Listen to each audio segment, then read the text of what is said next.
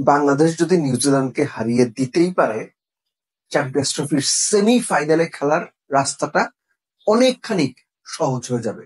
প্রশ্ন হচ্ছে, নিউজিল্যান্ডকে হারানোর চ্যালেঞ্জে বাংলাদেশ কতটা প্রস্তুত?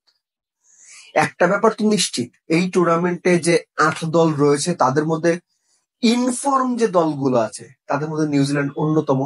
আর পাকিস্তানের কন্ডিশনের সঙ্গে মানিয়ে গেছে একদম। এই হিসাব করলে পাকিস্তান বাদ দিয়ে নিউজিল্যান্ড ১ নাম্বার টিম। সো নিউজিল্যান্ডকে হারানো বাংলাদেশের এই দলটার জন্য কিছু ক্ষেত্রে ভারত ম্যাচের চাইতে কঠিন হওয়ার কথা, এটা আমার মনে হয়।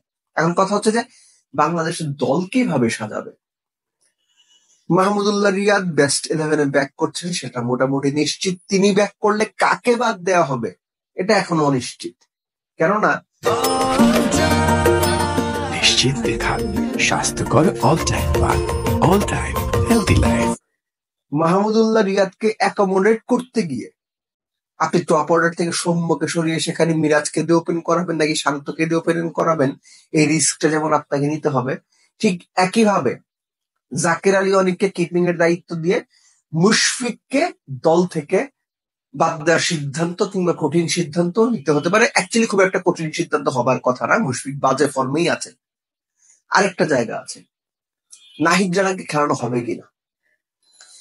এটা নিয়ে প্রথম ম্যাচের আগে পরে প্রচুর আলোচনা হয়েছে। নাহিদ রানাকে খেলানো হয়নি এই পার্টিকুলার ম্যাচে উইকেট বিবেচনায়, যেখানে এভারেজ স্কোর রাওয়ালপিন্ডির ওই মাঠে ওয়ানডেতে এভারেজ ফার্স্ট ইনিংস স্কোর 280-র মতো। সেখানে বাংলাদেশের কোন বোলার আসলে ভালো করবেন এটা বলাটা কঠিন। সেখানে যদি একজন এক্সপ্রেস পেসার নেওয়া হয় তাহলে সেটা খুব একটা খারাপ সিদ্ধান্ত হয় না। হ্যাভিং সেড দ্যাট,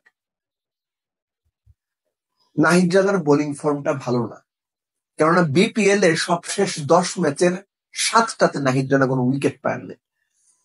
শেষের দিকে তার পেস পর্যন্ত অনেকখানি কমে গিয়েছিল।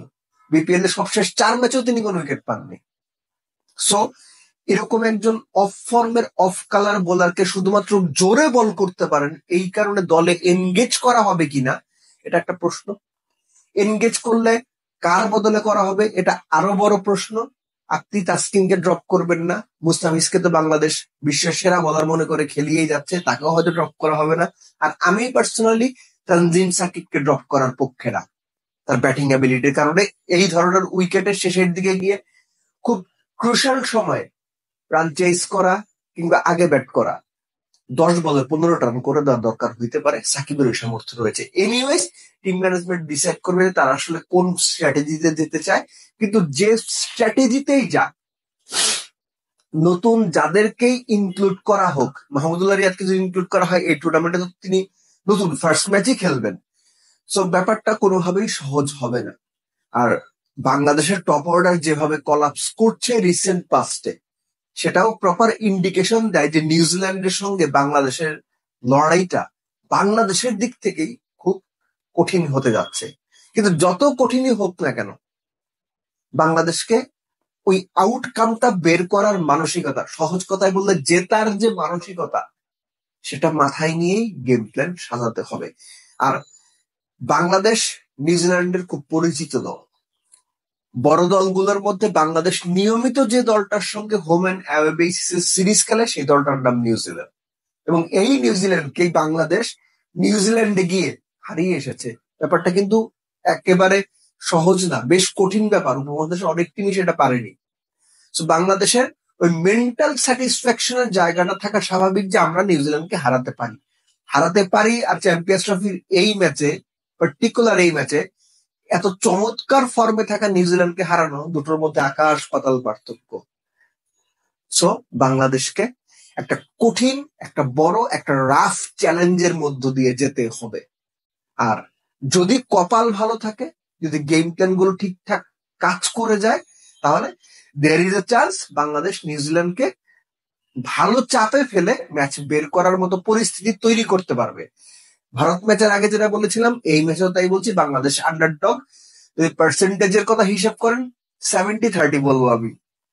70% সম্ভাবনা নিউজিল্যান্ড এই ম্যাচটা জিতবে, বাংলাদেশের সম্ভাবনা 30%। এই 30 ভাগকে যেভাবেই হোক 100 ভাগ করতে হবে।